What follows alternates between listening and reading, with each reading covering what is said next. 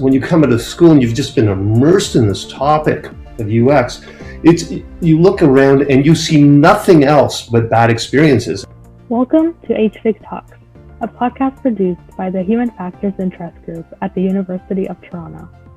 HFIG is the student chapter of the Human Factors and Ergonomics Society at U of T and consists of students, faculty, and local professionals who are interested in the field of human factors. My name is Audrey Benmardi, and I'm the current undergraduate representative and one of the communications directors of HFIG, and I'll be hosting today's episode of HFIG Talks. Today's interview, which I'm super excited about, is with Professor Ilona Posner and Professor Paul Eisen, who are both experts in the field of user experience and UX consulting, to be specific. Professor Posner is a user experience consultant and educator. She works on the design and evaluation of products, websites, software, hardware, mobile applications, and business strategies. Her experience ranges across many industries, from large corporations to small startups such as AMD, Autodesk, Apple, Bell, and more.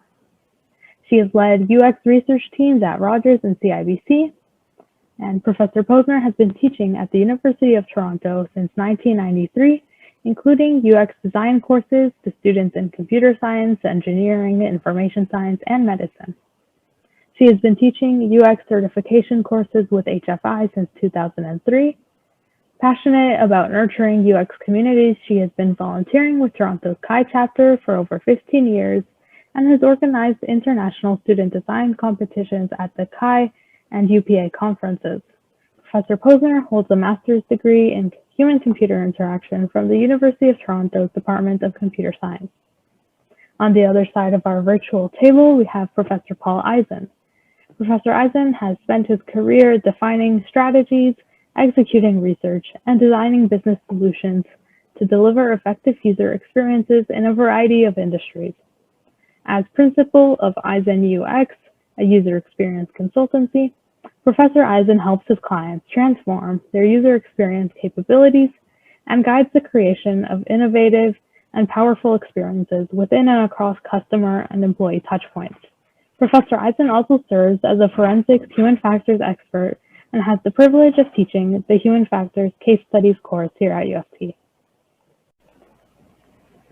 Okay, well, thank you both for joining me here virtually today, and we'll jump right into the questions. It seems like a lot of people in UX don't start in UX.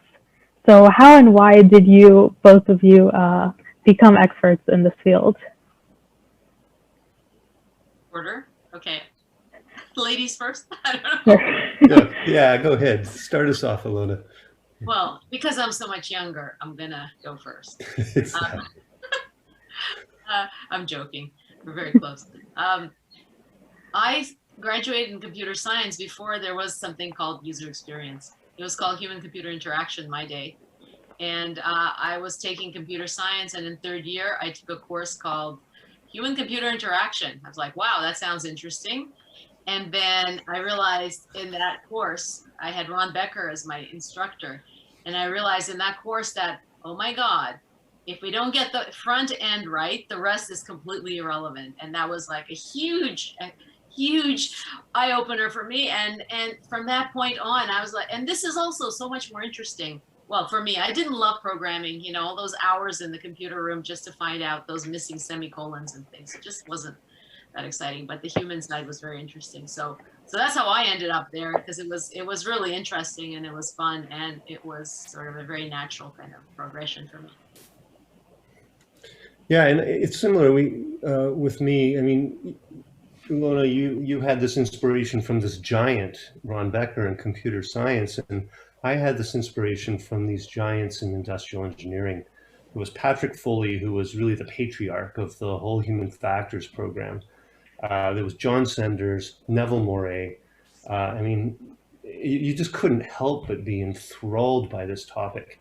And so I pursued it with graduate work, and then weirdly, because a lot of my colleagues sort of spread out a bit more, but I just so love the application of it that it applies to so many different industries and applications and environments.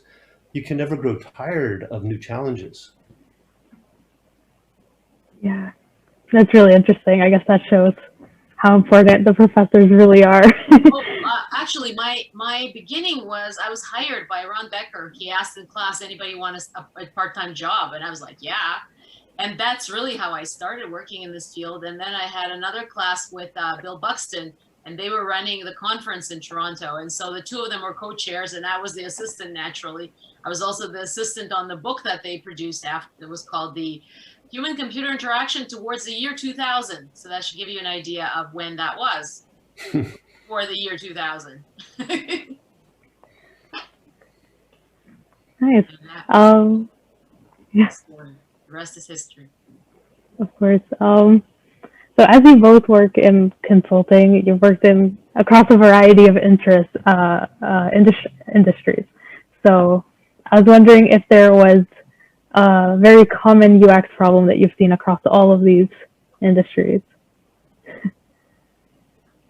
I'll jump in here. Yes, I mean, definitely a multitude of common problems, which is why it's often so interesting to be able to take the same toolkit into a different world and say, hey, I know that I can use my hammer here and my screwdriver there and my wrench there.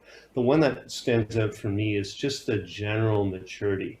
And Audrey, you've had that experience. That's an area that I focus on in that case studies course, is really about enabling and allowing this discipline to flourish in an organization, because the senior leadership typically doesn't understand it differently from how they understand technology and finance and marketing and all of the traditional disciplines. The maturity, huh?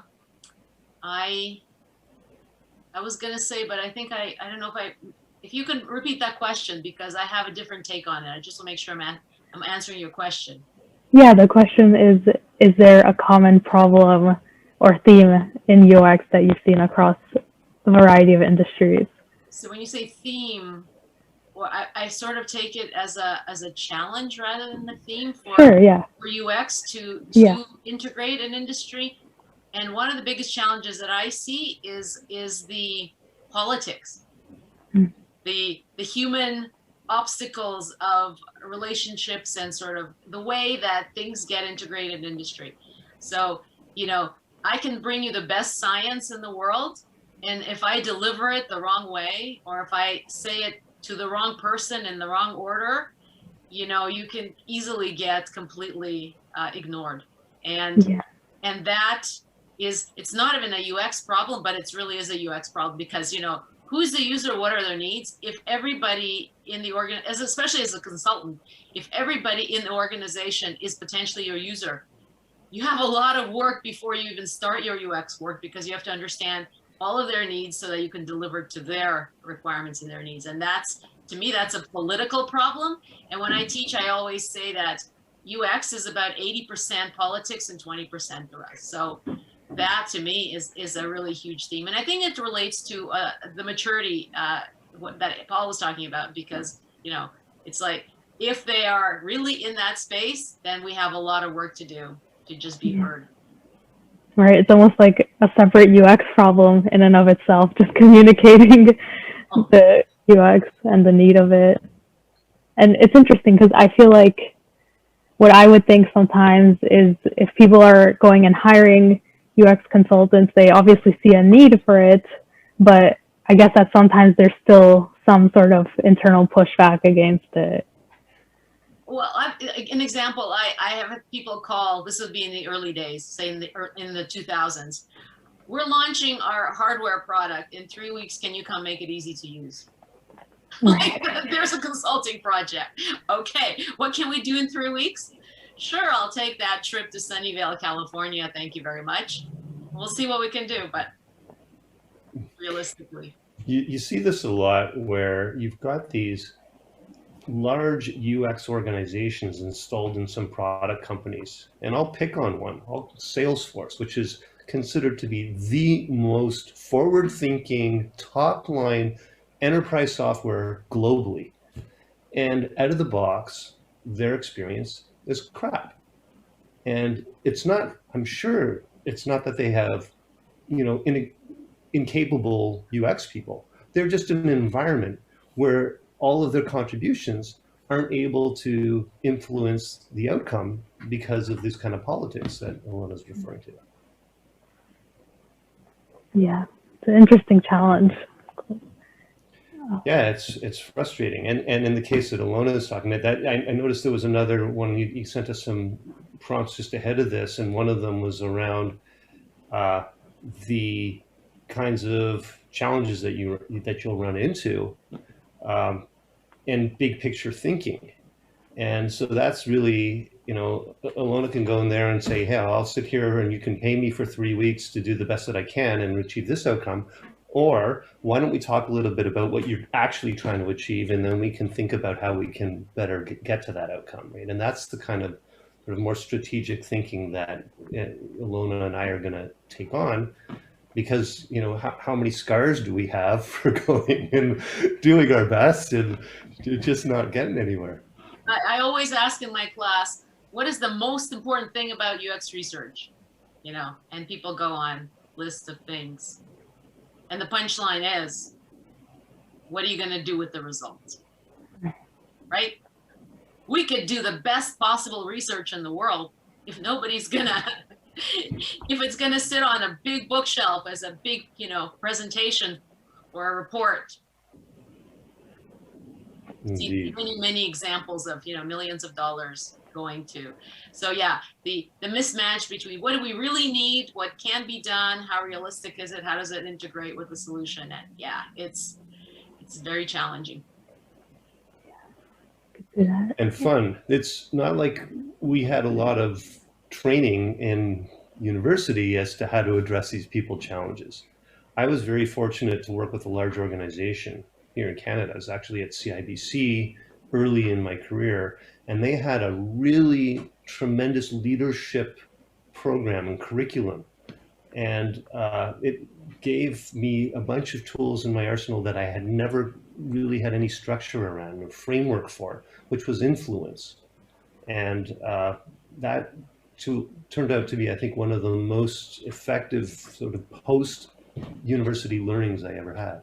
I wish I had that training, because, I haven't had that training, and I'm sort of doing it naturally. And I think sometimes it comes out really, backfires because I have a much more direct approach. I just think that how can anybody not care about the user's needs? And, you can see a video on my website about, one of the most painful experiences of having to quit my dream job because of that. The barrier and not knowing the influence and the right path. And also, we're not taught how to communicate within large organizations. The idea of hierarchy, and that you must stay in your level, and thou shalt not go up and down the hierarchy without the proper pass. It's something you learn. I learned the hard way, because I came from academia mostly, and consulting. And consulting in different size organizations, you have to really, each organization has their own way of communicating and their own kind of path to successful communication. And as a consultant, you come in, and if you get really lucky, you really have an impact. And if you're not lucky, you feel unwanted, and you leave with sort of a bigger question in your head, like why did they bother calling me? Yeah. So there are these moments in my career that always stand out as sort of pivotal for learnings. And one of them related to this topic was, just as you're saying, and before I had the opportunity for this formal training, was I was brought along by a business consultant to meet with a technology lead for a product that really was just hellish from the user experience perspective. And I had looked at it, and I had a whole kind of arsenal of arguments. Sat down, started laying them out. Here's a problem, here's a problem, here's a problem, here's a problem. And to his credit, he totally kept his cool, and he just looked at me and he said, "It's not like I don't subscribe to your religion, Paul, but here's what else I'm dealing with." And he started to list off all of the other pressures and the agendas that were driving his behavior. And because when you come out of school and you've just been immersed in this topic of UX, it's, you look around and you see nothing else but bad experiences. I mean, as much as you see today, just imagine 30 years ago. And so it's, you can't imagine how nobody else can see all this. It's like, I always have this analogy of this electrician looking at a circuit diagram and seeing two black wires going to the same junction box. It's like their hair stands on end. How can this happen? So it's really about, you know, perspective, and first lesson for me, learning to put myself in the shoes of the, there you go, the keyhole. Keyhole. My keyhole is coming. It's a perspective. We all have a limited one, and that's when we come out of school, we have a real, or actually, I think it's true for anybody in the organization. So your colleague, you know, your stakeholder had this big picture perspective, and you come in with your very narrow, very pointed solution, or, you know, training and everything, and you're ready to go. But it's all about context. You cannot make an impact without completely understanding and integrating into the context, and that's big and hard. Definitely. Well, I think we've beat this topic to death, huh? Oh, have we? Surely there's more. Oh, we could go on forever on it, but We could get really specific. start naming names. Exactly. Oh, that's great. I think that just shows why it's so important to have courses like yours where we learn about the bigger picture and see how we can actually implement these changes that we know are so important. Where's that influence course? Indeed. Yeah, so another question that I had was, what is one thing that you love about UX and one thing that you wish would change? And sort of along the same line, if there's a common myth or misconception in your field that you would wish was How debunked. many questions is that? I think that's 3 or 4. Yeah, whichever one you like first. What do you love about UX? I love learning surprises. You know, I walk in with the arsenal of what I know, and then I walk into any kind of vertical new space, and I learn so much day to day, every day, from my students, from my every context, every job, project. Yeah. Or just perspectives. Huge. Totally. For me, that, I mean, of course that, and creating, it's such a creative outlet. Sometimes I'm in a very different vein, but lately I've been doing some design work, and I just woke up this morning just energized to get at it. It's just so much fun to bring ideas together. And the other fun, as an instructor and educator, I love the shiny eyes, you know, when people go, you say, we're going to do low fidelity paper prototype testing. They're like, what? We're going to go, you know, hi, no. Paper. And then they go, oh, we're debugging without writing the code. And that just gets so exciting. And to me, like when they see that, aha, that's my favorite too. It's so much harder to see the shiny eyes these days, isn't it? Through the Zoom. Well, if they turn the camera on, there's a little bit of a chance, but yeah. Yeah. Dark boxes do not have eyes. And then you get to the question of what I've never really liked about it. And for a long time, I used to say, some days I wish I was a cybersecurity expert, because someone hires you to do it and they just say, make it so. We need this to be secure. When they hire you to create good user experiences, it means also bringing them along for the ride, because everybody has an opinion about a good user experience. Everybody's an armchair designer. And that can be fun. There's a whole kind of set of techniques that we have for bringing people along and collaborating. But at the end of the day, it's not very efficient. Yeah, but it's necessary. But it's necessary. Yeah. What about for you, Ilona? What's the thing that you hate about UX? Yeah, I think it's the everyone is a designer. Yeah. And we can just put the UX on anybody's title or just add it on and it's fine. You know, and that's it. That makes them UX. And you know, Paul and I, with our 30 years, of, you know, time that we spend around around getting deeper and deeper in this area. You know, there's so much to learn, and there's so much to learn, like technical, theoretical, as well as practical, that you sort of build on top of. And these days, I think the great news is the demand is exploding. So that's great. But also, not everybody is created equal, and there's a lot of people with the labels without the depth, which is very frustrating, because really it's seen by others who don't understand. It's seen equally, but it's not. That's frustrating. There are these debates that you see come up about, is everybody a designer? And people can get pretty heated about it. And I think that we have to be careful that everybody is creative, and creative energy and creative ideas come from all over.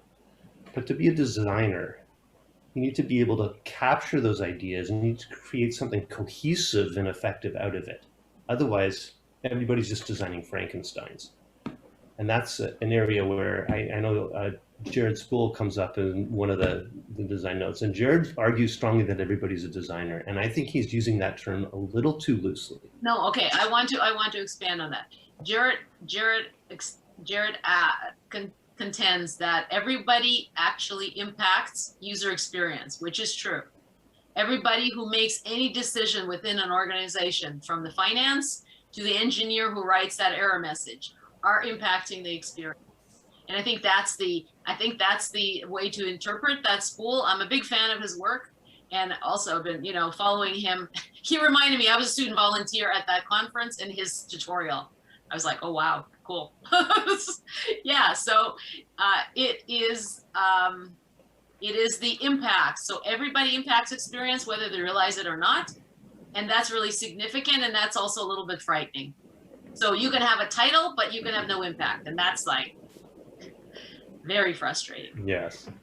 Well, I used to refer to this phenomena I would call design by accident. Mm-hmm. So yes, everybody may be influencing experience and influencing a design. Doesn't make them a designer. Just as if I walk into my house, which is being painted, and I kick over a paint can, I am not a decorator. Great. Yeah. I think part of why people feel so inclined to be involved in it is because it's such a relatable thing. Like you were saying with cybersecurity, not everyone understands it, but I feel like user experience is much more approachable, and that people can relate to it. And once they learn sort of the basics of what it is, you start seeing it everywhere. And I think that's what inclines so many people to feel like they're designers as well. Yeah, because the really good job is invisible and it looks really easy. But to get to that, you know, to get to the easy, it takes a lot of rounds of removing all the excessive and reducing and rethinking and approaching it from all the different perspectives. And that's where the real work happens. And that's invisible when you see something, oh, that's an easy design. Yeah, and so stakeholders will have an opinion based on what makes sense to me, and that's okay. But of course, there's an audience that may be broader than that particular stakeholder, and that again requires the tools in the toolkit in order to be able to capture the insights and to be able to design towards those. Yeah, the hippo design decisions. You know, the highest paid individual in the room. Yeah. Design. I had a client, sorry to interrupt there, literally back in agency days many years ago, when we were doing a website to consolidate a whole bunch of different bank divisions. And I interviewed the CEO, and he said, this has to be blue. And it wasn't specifically like there was specific brand colors and something. He wanted the website to be blue. That was his input. Was it blue? It was blue. Coincidentally. Coincidentally. Yeah.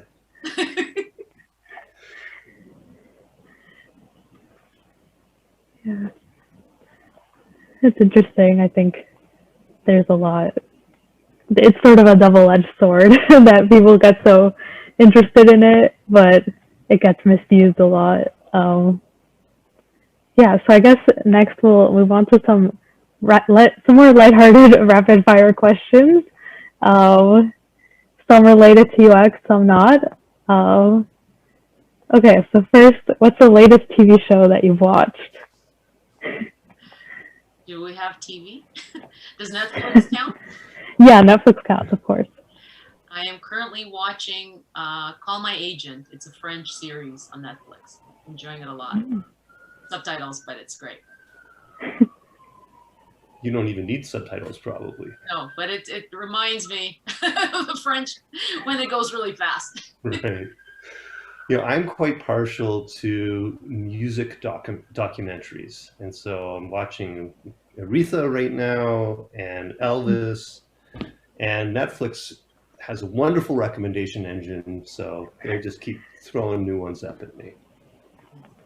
I love documentaries also. This one almost feels like a documentary. It's really quite enlightening. New area to explore, you know, understand issues in politics and all that. It's very interesting. Nice. Next question, who is your personal hero? Or someone you look up to very much? I'll stick in the UX? vein of UX. Sorry? Sure. Is it UX focused or just in general? Sure, either one. In the UX, I'm going to pick Don Norman. For me, I feel like Don has been such a real thought leader.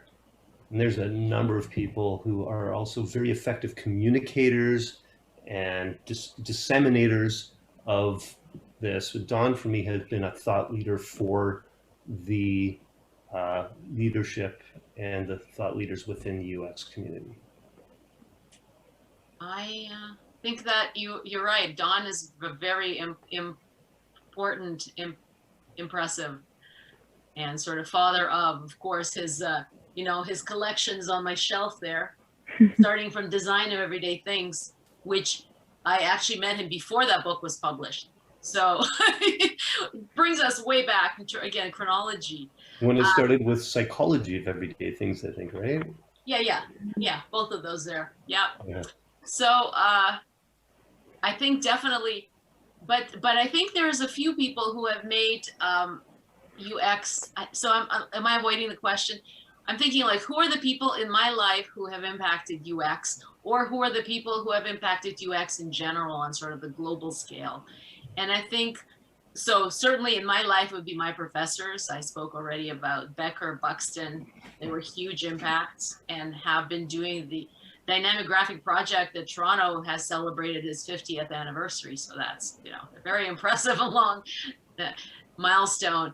And then we have the Nielsen Norman group, where Jakob Nielsen joins with Don Norman, becomes his super hitters, and they make a huge, impact on the industry and scale the access, the conferences, the research, make it available, the newsletters. Then there's the Spools of the world who create.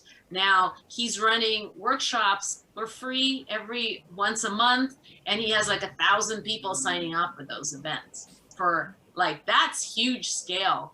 There's people like Human Factors International that I actually consult for, so I have to say they do certification. So they bring people from industry, and they give them the foundational knowledge that they don't have. And I think those are all of those are really important contributions to the space. And there's like a newsletter that I'm not supposed to say the name of, but it's been going on for like 30 years, and those people are still communicating continuously. Well said. Some real luminaries in this field. For sure. Okay, so for the next one, I'm going to name 2 UX methodologies, and in this hypothetical world, if you could only continue using one of these for the rest of your career, which one would it be? Okay, so first it's field studies or user interviews. Field studies. They're broader, and you can get interviews in along the way. That's a cheating. Yes, I love that. As long as field study allows you to talk to people, it's field study for sure. Good job. Personas or journey maps? I'm doing this to personas. Personas are a great way of packaging insights, but really you need the insights. And the package of the insights makes the client happy, gets the team on the same page. But you can't take a journey map without understanding who the user is. So really, you almost need those two things going hand in hand, because depending on the journey or the context and the particular take of the experience, you're going to have a different journey map. So you can't have an abstract journey map in its own without a person attached to it. So it's totally true. It's I've had like interesting experiences in different organizations where like working with an analytics team that's looking at the data all the time and they don't really understand anything. You say, well, here's a persona, how we could put the context around this data. And they just go, aha, okay. Mm-hmm. So in that context, that's really the right thing. In another context, if you have your stakeholders who don't really understand what the user experience and pain points are, then the journey map would be a good thing to do there, because here and here and here, there are real problems, you can identify them, and then you can, so I'm not answering the question, am I? Well, it's kind of like a rapid, Okay. fire. Very slow, rapid. Really, if we took it literally, there's no way that Ilona and I would survive on just these limited techniques anyway. Yeah. Of course, these are all Regulation. essential tools. Yeah. These are trick questions, Audrey. You didn't tell us you were going to ask us trick questions. Well, we always answer with "it depends," right? So that's fine. Right. Fair enough, yeah. I guess, and then the last one is surveys or focus groups. Oh, is God. focus groups even a UX technique? Not even allowed. Controversial. But who's facilitating? Mm. Okay, let's say you're facilitating a UX, a focus group. If I am doing something, I would rather do it live. So I would rather have a focus group, because then I can change the question, because inevitably, no matter how carefully we write the surveys, there's always some perspective that gets overlooked. And it happens every time. Don't you agree, Paul? Any assignment, any exam question, anything. There's always this, oh, but did you mean that? So at least in the focus group, when you ask the question, you can get that response, and then you go, oh no, this is what I meant. And then the tension is that if you really want statistical power, then you got to do the survey anyway. Exactly. But you got to get the questions right. Yeah. And it's super hard to do that, but yes, but necessary. So basically, Audrey, we refuse to play along with choosing one. So I guess we see this is sort of an impossible game. These are all necessary tools. I think that's, yeah, I think we changed the game, sorry. That's okay. I think that's called Kobayashi Maru, no? You know the reference, Paul? No. Oh, sorry. Captain's Kirk. Way back. Oh, It's a like Trek reference, sorry. in Shatner days? Yeah. That's how he became famous. Yeah, okay, sorry. He changed the rules of the game. That's how he graduated the academy or something. Mm. I digress. You can cut this part out. So for the next rapid fire, what are some of your success habits, like things you do on a daily or otherwise frequent basis that contribute to your success?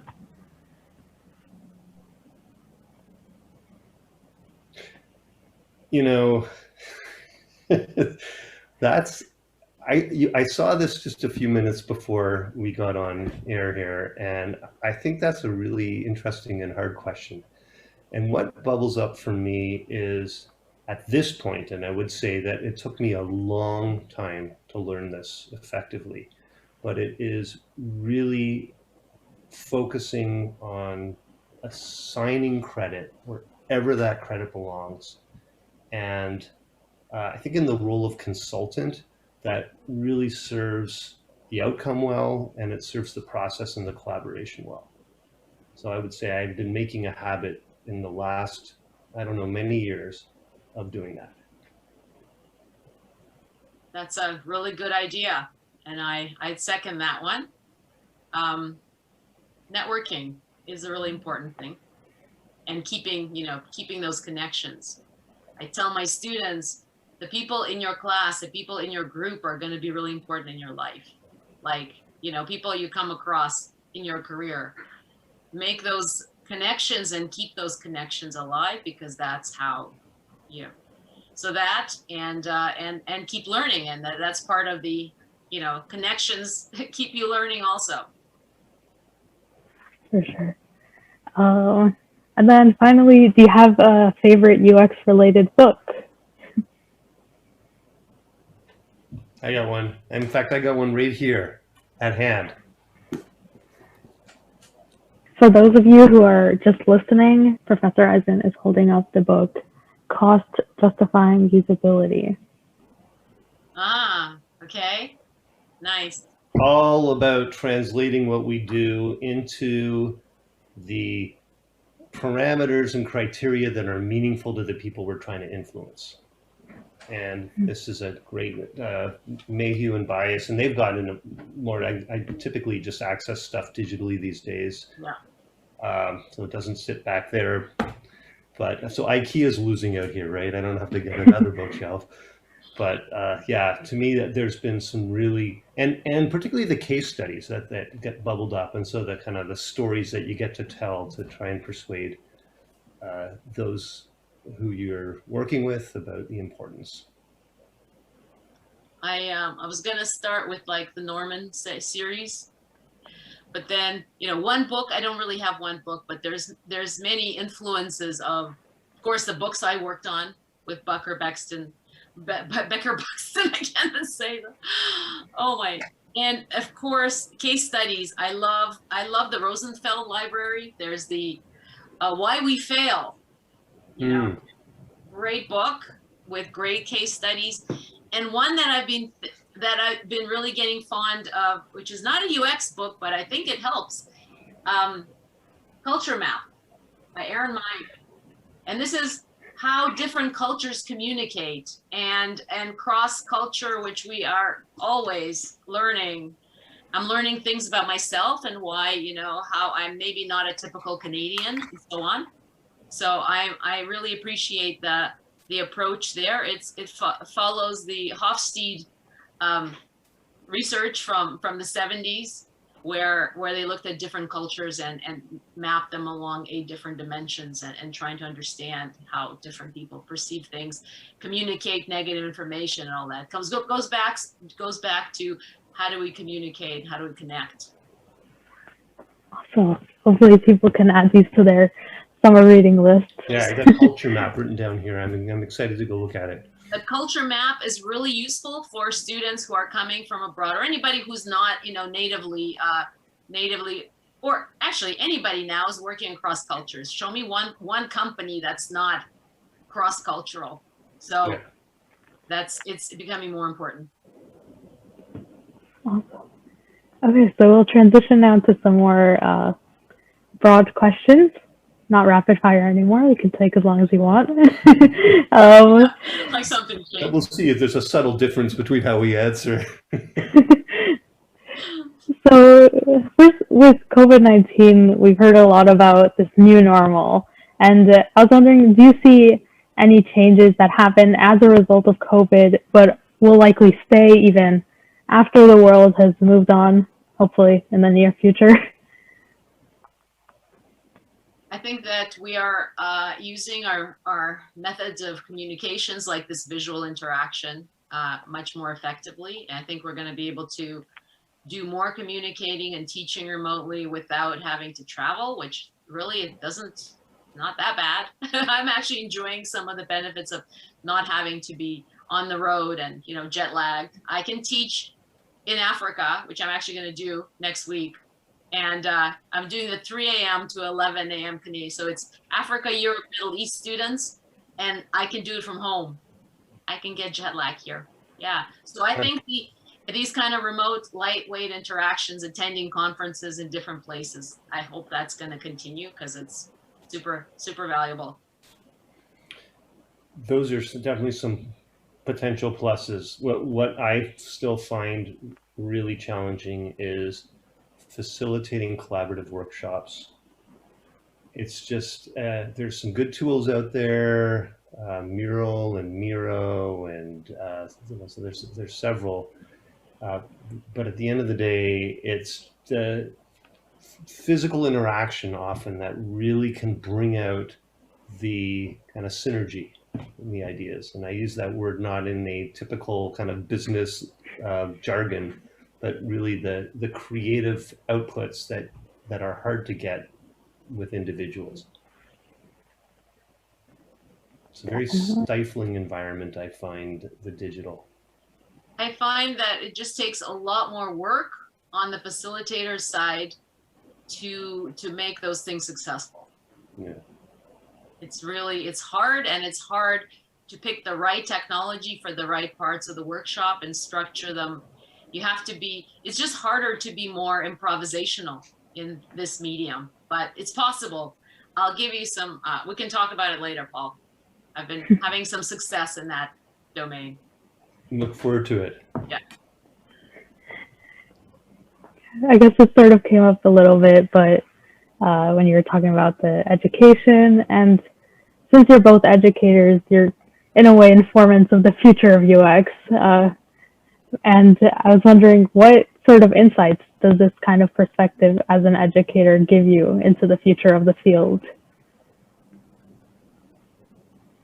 I'll throw one out, and then Ilona, I know you've had such a broader and deeper experience as an educator, so I'm really interested in you. But for me, one thing that I keep learning each year as I do this case studies course is what promise there is in the next generation of designers in UX. I'm just blown away each year by what you produce as a group, and so I just look forward to seeing how that energizes industry. I couldn't agree more, and I second that, and I find it really exciting. No matter how high I set the bar, the students do, reach or exceed the expectation. And it's very exciting to see the ideas and the work ethic and the energy. And I've been teaching different faculties, so from information science to engineering to computer science to data science, and even I had a dabble in the faculty of medicine. And given the right tools and the tools that we're talking about here, user-centered design tools, and understanding the problem in somebody else's perspective. Those simple tools are so promising and so powerful and they're easy enough to communicate and to sort of transfer to the next generation, to the students. And those people who experience them and take them as their own, they're gonna just go so much further. And as somebody who is, getting older and is a user of a lot of really crappy technology, I am also hopeful, and I am, begging my students, as I know, I don't know about Paul, but for me, my teaching is very selfish. I am hoping that all these great ideas and great designers are going to come out and change the industry for the better, so that I can have better technology in my future. Yeah, so next question is about the future of UX in general. I know we were talking about Jared Spool earlier, and he has a talk where he looks at the resolution of UX design, looking at sort of the different levels where you can see UX design, like in interactions and in larger applications, organizations. And then he talks about how the future is in the ecosystem-wide design. And Kim Vicente also talks about the human technology ladder, looking at the physical level of human factors, the psychological team levels, and the organizational levels, the political levels. So do you see this sort of progression also to be the future of UX? And did you ask this question specifically because it was the bonus on the exam? It definitely helped. Took some inspiration from that. So I'll throw something. So I do believe, I think that in fact, when you had earlier, even just with the topic about kind of the current state and the future of UX consulting, the first thing I wrote down was Vicente with the Human Tech Ladder and Spool with the resolution, because I really do think that we are having an opportunity to more broadly influence ecosystems and design thinking and that whole kind of movement, and it's really permeated the general arts and science curricula now in universities. That's making that possible. At the same time, if you think about UX consulting, these areas are being embraced by reasonably mature organizations. And so UX consultants need to get more niche in order to be able to provide that level of input and experience that the organizations themselves don't have. What do you think, Ilona? I think that I agree with all those previous comments, and the complexity that we see now in the pandemic, the political, medical layers of solutions, just things like registration for vaccine. Each of these have clearly identified that they are design solutions looking for someone to take them and actually handle them properly, because I think the current rollout has demonstrated so many design holes or opportunities in the service that didn't get designed. And when we have the circle of well, we had the circle of customer experience, which went from the discover the product or see the ad, discover the product, go to the store, locate it, order it, receive it, start using it, update it, get help, and then upgrade it. We had this customer experience circle, and we've been talking about how that grows. Each of those requires really deep, thoughtful design, understanding the users at each of the points. And now we take that and scale it up to every single system and every kind of and political. In the US government, they have now some very serious UX people working straight in the administration, which I think actually Jared Spool's wife is one of those people. So I think it's, Dana Shisnell. So it's happening, right? We're seeing slowly this adoption and the integration of UX. And one of his, I think that was, it was Jakob Nielsen, who has the progression that says we are now at about 1.5 million UX people. He had it in the 50s, there were 10. We're now at about 1.5 million UX people worldwide. And the demand is going to about 100 million based on, this exponential growth at 2050. So by 2050, we need to have 100 million people working in UX. So that growth is, it's going to happen somewhere. And hopefully all these systems are going to be better and easier to use. And we will be, I think, subspecializing, and the term UX probably won't be used at that point, because there will be a greater infusion of a human-centered thinking in what we do. And then for consultants, again, back to this, how are they going to show value over and above this infusion of capability into organizations? I think that's around, right, today there's a lot of time and materials, right? Ilona will get brought into a project and I'll get brought in. We kind of estimate how much effort it'll take, and then we have this kind of rate card and we execute and track our hours. There's a movement already towards value-based consulting, really, where you're looking at what outcomes are you looking for and what is this worth to you? Or potentially you participate in certain improvements, financial improvements within an organization, if it's cost savings or if it's revenue increase or whatever. And those are, I think, things that are going to drive more innovative and efficient user experience. We still do a lot of reinventing the wheel in this field, don't we? How many organizations have really tight design systems and design operations and methodology libraries where they can grab effective templates just for this application and execute. Well, then you end up with some of those solutions that we started with this conversation with, didn't we? Yes. Right. So you can standardize, and then you always need to put a context around it. When you standardize, you get those generic applications that then need to be customized and out of the box are not that optimal for particular implementations, which is a great opportunity for all kinds of startups in all these different verticals, which is why we're seeing that explosion. Mm-hmm.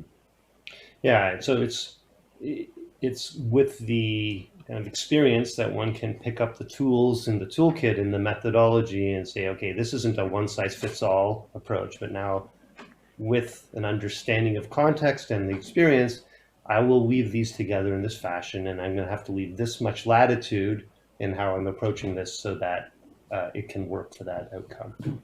That was kind of a vague statement, wasn't it, the whole way through?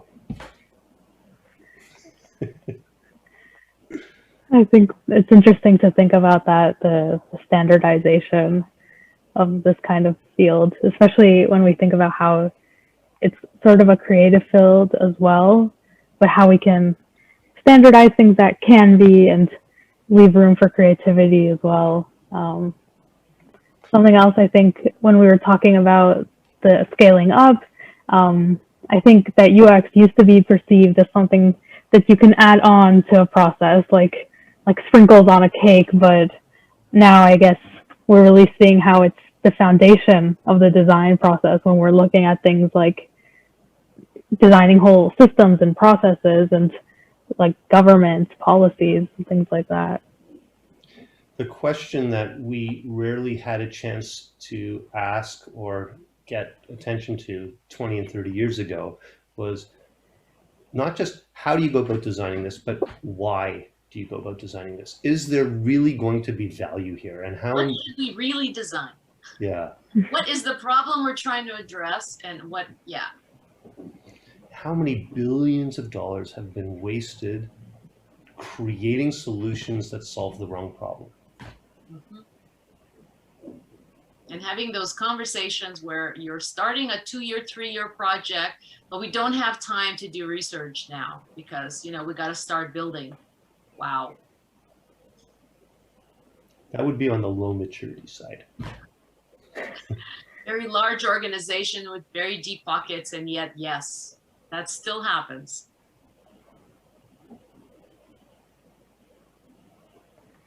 What else about the future of UX? You know, there's another area, and Ilona, you referred to it a little bit earlier, but it's really, I've seen this pendulum swing, and usability and user experience was much more structural and analytical discipline, and it's evolved, and in many ways it's evolved very well because it's integrated the emotional, the holistic, and the creative and aesthetic elements of solutions, which are fundamental to their acceptance and their usage. However, that pendulum had continued through the 2010s to swing very far to the holistic, creative side and to the detriment of the structural approach to design. And that has suffered. And in fact, you see education programs that don't put enough emphasis on structural. You see organizations who have built up UX disciplines within their companies that don't put enough emphasis, and that the individuals who are doing the hiring and growing continue to propagate that current sensibility for design. I see that pendulum already starting to swing back, and I certainly hope that it continues to balance. It's the focus of the visual design gets at, you know, has some visual design training, gets the X put on it without any X.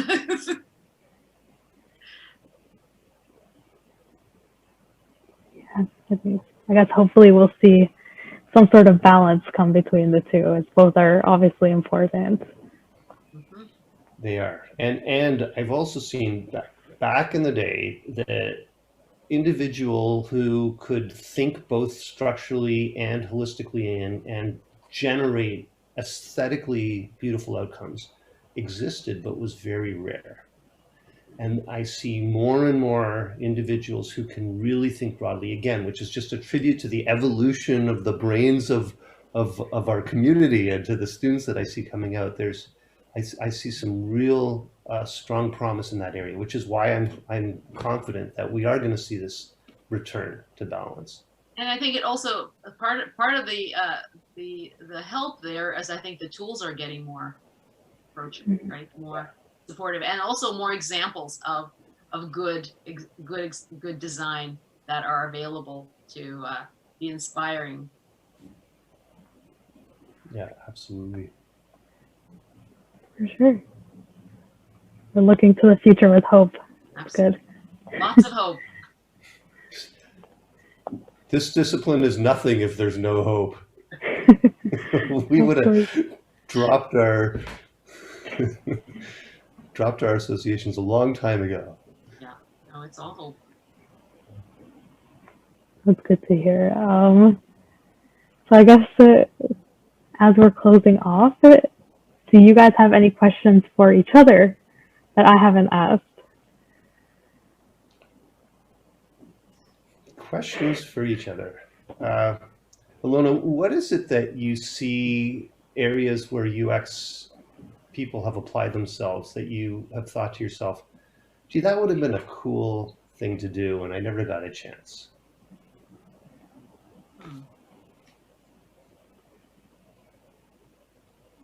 I think some of the new interesting medical applications I'm very excited by, and the look at the design of I mean, I'm not going as far as designing the vaccines, but I think there's a lot of engineering within that process that small influences of experiential improvements that can help the specialists make huge strides, right? Visualization of the human genome, those kind of real power boosters to any vertical area, but making medical, I think we're going to have more and more consumer facing medical enhancements, apps, and so on that will make an impact on human life and health. I think I'm really looking forward to that. That's such a good answer, because I didn't have that one in my head, but now that you mentioned it, like, yeah, that would be very cool. Spend more time there. Yeah, and so for Paul, question. So knowing everything you know now, what would you have done differently in your education? That's a really good question. And I believe I would have focused even more attention earlier on the relational skills that took me many years to hone to be as effective as I was ever able to be. I think I would have paid more attention and less attention to the minutiae of the craft, which, I mean, the devil is, or God is in the details, either way you look at it, and that's very important. But I do think that pales in comparison to the impact that you can have through effective relational skills. So I would have started that sooner. I think that's a really important thing to add into curriculum, because I think we're creating a lot of students who are leaving school without the communication skills, which are key. I had the opportunity to teach business writing in the Masters of Applied Computing last term. And for that, they get a lot of communication support. I think that's a really, really important thread that needs to be pushed into some of these technical curricula, because without the communication piece, it's very, very hard to get even the most technical ideas across. Yep. Very unnatural for a lot of the deeply technical people to do that. So very true. Audrey, what excites you about UX, and where do you think you might go in that field if you choose to go in that field? I mean, something that I love about it is just the amount of opportunities there are. It's really, as we've spoken about today, something that applies everywhere to all kinds of industries and all kinds of problems that we see in the world. So that's what really excites me, the opportunity to apply skills and creativity to all these different areas and important problems.